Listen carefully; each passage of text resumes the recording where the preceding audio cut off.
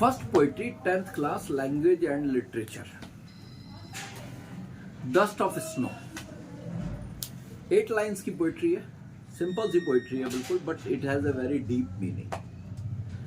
The way A crow shook down on me the dust of snow from a hemlock tree। इसमें दो expressions का ध्यान देंगे, dust of snow and hemlock tree। Has given my heart a change of mood and saved my part of a day I have rued। The word is rued।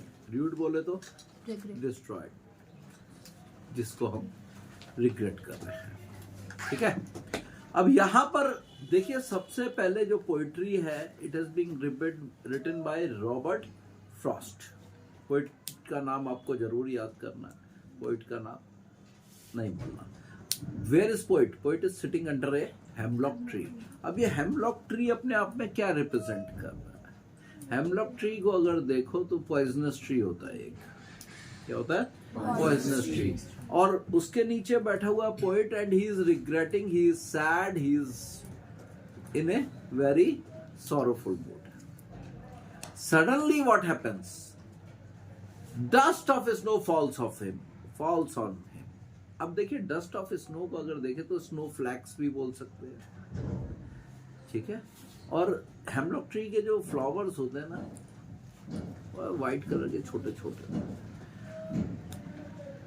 तो कई books में आपको मिलेगा फ्लेक्स ऑफ स्नो, कई में मिलेगा small flowers of hemlock tree. What happened? When he was sitting over there, suddenly a crow comes on the tree, and when the crow comes, the small pieces of flax or the flowers fall on him. But when they fall, what happened? Ultimately his mood changes. The day which was almost ruined now has been saved. This is the small poem which simply suggests। अब देखिए, इसमें यहाँ पर जो part है वो क्या है? इंपॉर्टेंट पार्ट क्या कहता है भाई? ये हेमलॉक ट्री किसको रिप्रेजेंट कर रहा है?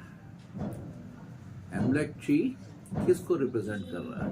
ये कर रहा है स्कैंडलस पीपल, जो आपके अराउंड वो लोग हैं ना, जो नेगेटिविटी रखते हैं, जिनको देख करके आपको बुरा सा लगता है, आपके अगेंस्ट कुछ ना कुछ कॉन्स्पिरेसी करते रहते हैं। Those are like the hemlock tree. ठीक है ना? तो यहाँ पे पोएट फील करता है एकदम से, even though he was around them under that tree, he was sitting under that tree, but still suddenly his mood changes. ठीक है ना? क्रो भी कोई सुंदर तो होता नहीं, तो crow basically, crow and hemlock tree both are in the same category. ठीक है, यहां डस्ट ऑफ स्नो आपको क्या रिप्रेजेंट कर रही है? यहाँ पे चेंजेस लेके रहे, उनकी वीकनेस से आपको अलग कर रही है। ठीक है, तो मेक श्योर दैट यहाँ आपको ये छोटे छोटी चीजें क्वेश्चन में आपको आनी है, इनको ध्यान रखना है आपने। ठीक है, अब इसके अंदर एक long question, I am not going to discuss short question. मैं आपको इसमें दो चीजें डिस्कस कर रहा हूँ, केवल एक मैं डिस्कस कर रहा हूँ आपके साथ, इसके अंदर यूज होने वाली पोएटिक डिवाइसेस, और जिसको आप फिगर ऑफ स्पीच भी बोलते हो, और दूसरा मैं इसमें डिस्कस करूंगा आपको जो लॉन्ग क्वेश्चन निकल सकता है। There is every probability that you will get a long question from this. ठीक है, not only this, any of the poem. तो पहली इसमें पोएटिक डिवाइस जो है हमारी, वो क्या है भाई? डस्ट ऑफ स्नो के अंदर कोई बता सकता है? प्लीज रीड इट आउट और देखिए। आई am not asking about the rhyming scheme. Rhyming scheme होता है लाइंस के लास्ट के वर्ड्स की टोन के बेस पे, ए बी सी डी। जैसे इसमें आ रहा है क्रो, ये क्लियर कर रहा हूं मैं। राइमिंग स्कीम पहले बात कर रहे हैं, crow, me, snow, tree, A B, इसकी राइमिंग स्कीम है। दूसरी चीज होती है फिगर ऑफ स्पीच। क्या होती है? Figure of speech. Figure of speech और पोएटिक डिवाइस, दोनों बातें एक होती हैं। फिगर ऑफ स्पीच और poetic device both are same things, ठीक है। तो फिगर ऑफ स्पीच क्या कहती है भाई, इसमें फिगर स्पीच क्या है, कोई बताएगा? देखिए, has given my heart, H और एच रिपीट हो रहा है, alliteration. Saved some part, saved some, S S, alliteration. Alliteration, occurrence of the same sound of consonant, ठीक है, इसको बोलते हैं एलिट्रेशन। तो एक तो एलिट्रेशन आ रही है, और क्या आ रहा है भाई इसमें? सिंबलिज्म। अब देखो इसमें सिंबल, क्रो भी सिंबल है, डस्ट ऑफ स्नो भी सिंबल, और हेमलॉक ट्री भी सिंबल है। मैंने आपको तीनों चीजें बताई, वो सिंबलिज्म है, ठीक है। ये आपकी दो मेन पोएटिक डिवाइस इसमें यूज हो रही है, ठीक है। Is it clear? कोई डाउट? ये आपकी फर्स्ट पॉइंट। इसका एक मैं आपको बता रहा था लॉन्ग क्वेश्चन, बड़ा अच्छा क्वेश्चन है। क्वेश्चन है, the good things come in small packages, good things come in small packages, how does the pome dust of snow illustrate the idea? How does the pome dust of snow illustrate this idea? Basically, he was sitting under a tree. Tree is very big, but his mood changes with what? The snowflakes. The snowflakes. ठीक है? Earlier he was very tensed, he was very sad, and all these things was there. But as soon as those small snowflakes, FLAKES, falls on him, his mood changes. ठीक है ना? तो common point ये है, happiness can be there with the small things and good things comes in small packets. First poetry में से आपको अगर लॉन्ग क्वेश्चन कुछ आता है तो इस तरीके से आता है, और अगर आप चाहो तो you can say that it is also a theme of the, theme में भी निकाल सकते हैं इस तरीके से आप इसको। Okay, is it clear? कोई डाउट? समझ में आ गया सबको? थोड़ा सा जल्दी चलेंगे हम। अगली पोइट्री आती है fire and ice, fire and ice. अब देखिए फायर एंड आइस क्या कहती है, who has written, again Robert Frost has written this piece.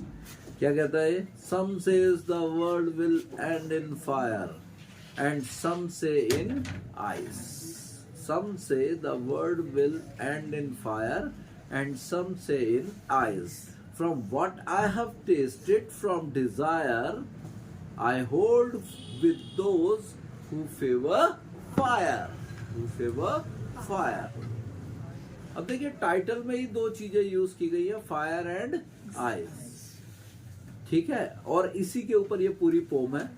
But it, if it had to perish twice, I think I know enough of hate to say that the destruction ice is also great and would suffice. ये पूरी poetry है हमारी, छोटी सी poetry है, इसमें भी 8 lines हैं, but it has a very deep meaning again. अब पहले तो हम ये समझेंगे फायर और आइस ये वर्ड्स दोनों क्या कह रहे हैं। जब तक ये दोनों वर्ड्स हमें क्लियर नहीं होंगे ना, तब तक बड़ी दिक्कत है। फायर क्या कहता है? फायर ग्रीड, फायर ग्रीड, ठीक है, क्रूएलिटी, कॉन्फ्लिक्ट, फ्यूरी, इंटॉलरेंस, ये सारी चीजों को कवर कर रहा है फायर, ठीक है। और आइस क्या कहता है भाई? Ice lust, desire to have everything with you, ठीक है, इनसेंसिटिविटी, कोल्डनेस, इंडिफरेंस, और सबसे इंपॉर्टेंट हेटर्ड। क्या? हेटर्ड, नफरत, ये वर्ड में सबसे ज्यादा फैल रही है, और rigidity, all these things are there. तो पहले तो हमें ये क्लियर होना चाहिए, फायर ग्रीड है, एक एक वर्ड अगर उठाएं तो fire is representing greed and ice is representing desire, ठीक है, सॉरी हेटर्ड, ठीक है। हम पोइट्री को इसी बेस पे समझने की कोशिश करते हैं, बाकी वर्ड्स को अभी हम साइड पे रखते हैं। Some say, some who are some people have different opinions that world will end with fire, क्या भाई, किस वजह से एंड होगा? एंड होगा बिकॉज ऑफ ग्रीड। इंसान की ग्रीड कभी खत्म नहीं होती। जो रिच है, पावरफुल है, जो कंट्रीज बहुत ज्यादा, नाम नहीं लिया जाएगा किसी कंट्री का, but they are on the top, what they want more, वो चाहते हैं सब उनकी सुने, ठीक है। तो this is the reason of the destruction. Some say in fire, but some feel that it is because of the hatred. It is because of that the earth, the word may end. From what I have tasted of desire, but from what I have tasted of desire, I would with those who favor fire. कहता I believe, दोनों को compare करें तो मेरे हिसाब से this is what Robert Frost feel, ये जो फायर है ना, ये बहुत है इस अर्थ को एंड करने के लिए, ये एंड कर देगी। That means due to the greed the earth will end up, ठीक है। अब पॉइंट आता है कि भाई दूसरे का क्या होगा? ऐसा तो है नहीं कि दूसरी चीज यानी हेटेड कम है, हेटेड भी पूरी है इस वर्ड के अंदर, किसी तरह की कोई कमी नहीं है, ठीक है ना। तो वो कहता but if it had to perish twice. अब पॉइंट एक और एजम्पशन ले रहा है, कहता है एक और अपॉर्चुनिटी मिल रही है अगर इसको डिस्ट्रॉय होनी, पेरिश मीन्स डिस्ट्रॉय, ठीक है, एंड होना, ठीक है। कहता है I think I know enough of hate to say that for destruction ice is also great. कहता है there I feel that there is no way that ice is, if you think that ice means hatred, is insufficient to destroy the world. मतलब ice की भी कोई कमी नहीं है, hate की भी कोई कमी नहीं है डिस्ट्रक्शन करने के लिए। It has its own stock to destroy the world. तो कहता if it has to perish twice, लेकिन फर्स्ट प्योरिटी किसको? जोर से बोलो, क्या दिक्कत? फायर को, ठीक है ना। इंटरेक्टिव रहिए, कोई प्रॉब्लम नहीं है, okay. Fire he is the first choice and would suffice। Last में वो कहता है and would suffice, sufficient भी है, इसमें कोई कमी नहीं है, वर्ड में इसकी कमी नहीं है, किसकी? hatred की भी, ठीक है ना। it is also a reason which ultimately would cause proper destruction। अब पहले हम बात करते हैं भाई इसकी पोएटिक डिवाइसेस की। पहली पोएटिक डिवाइस इसमें क्या आ रही है? एलिट्रेशन। क्या आ रही है? एलिट्रेशन। एलिट्रेशन कौन सी है बताएंगे? सेंटेंस बताइए। सम से। अच्छा, और कुछ भी है क्या? है, ठीक है। अब इसमें एजोनेंस भी आ रही है। एजोनेंस क्या होती है? समझ लो, एजोनेंस होती है जब वॉवल का रिपीटिशन होता है एक ही लाइन में। शुक, सॉरी, क्या बोला मैंने? एजोनेंस बोला ना। एजोनेंस है इसमें, कहाँ है? The word will end in fire. I word will end in fire। I ठीक है, इज इट क्लियर? और देखो और भी मिलेगा। अभी पहले एजोनेंस की बात करिए। I hold with those who favour, assonance, ठीक है ना। और देखो इमेजिनरी क्या है इसमें? सम से। इमेजिन कर रहे हैं कि कुछ लोग ऐसा कहते हैं, इट इज इमेजिनरी। सम से इज इमेजिनरी, ठीक है। एनाफोरा क्या होता है, कोई बताएगा? Repetition of expression to start two और मोर कंसेक्यूटिव लाइन्स। दो से ज्यादा लाइन एक ही चीज से शुरू होना। सम से first two lines, that is called anaphora, ठीक है। तो इसमें ये हमारी सारी मेन डिवाइसेस होती हैं। अब देखिए इसके अंदर से अगर हम देखें तो लॉन्ग क्वेश्चन क्या निकलता है।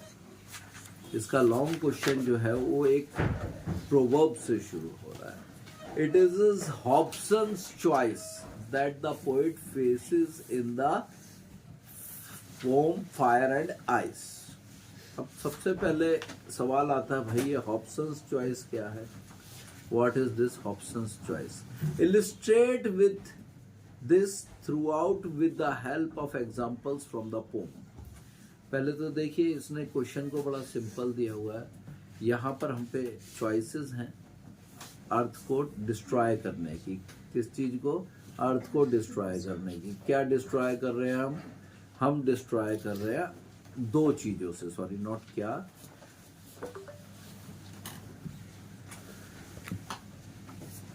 पहला हम पे ऑप्शन है फायर, यानी फायर मीन्स क्या सिंबलाइज कर रहा है फायर? ग्रीड। ठीक है, ग्रीड कर रहा है। साइंटिस्ट हो तुम लोग सारे के सारे। पहला आपको हमने क्या बताया था? ग्रीड। और दूसरा क्या बताया था? हेट्रेड। नहीं समझ आया? तो बुक में लिखा है, मैं कब मना कर रहा हूँ, एक ही बात होती है। अब डिजायर और ग्रीड में कोई ज्यादा अंतर नहीं है। अभी तुम्हारी डिजायर हो कि भाई कल मुझे ताजमहल का मालिक बनना है, तो it is not a desire, it is a greed. ठीक है, ऑप्शंस चॉइस, जितने ऑप्शंस अवेलेबल हैं उनमें से चॉइस लेना। ठीक है ना? तो यहाँ क्या कह रहा है भाई? सिंबल है, क्या कर रहा है यहाँ पे हमारा क्वेश्चन के अंदर बता रहा है ह्यूमैनिटी की एक प्रॉब्लम है ग्रीड। ठीक है, बाकी लोग भी फील करते हैं कि आइस से भी हो सकता है, यानी हेट से भी हो सकता है। दोनों ऑप्शंस अवेलेबल कर दिए। अब यहाँ चॉइसेस है पर्सनल लेवल पर, किसी को कुछ पसंद आता है, किसी को कुछ और पसंद आता है। तो बेसिकली यार रिप्रेजेंटेशन जो है वो सिंबलाइज डिफरेंट चीजों पे कर रहा है, and it is about the thoughts of the people, what they believe, उनको क्या लग रहा है कि कैसे एंड होगा। डिस्ट्रक्शन, ग्रीड और हेटर्ड दोनों ही सफिशिएंट है, कोई कमी नहीं है। But poet has given A Hobson's choice and found that this can be meaning. ठीक है, ये आपकी दो पोएट्री होती है।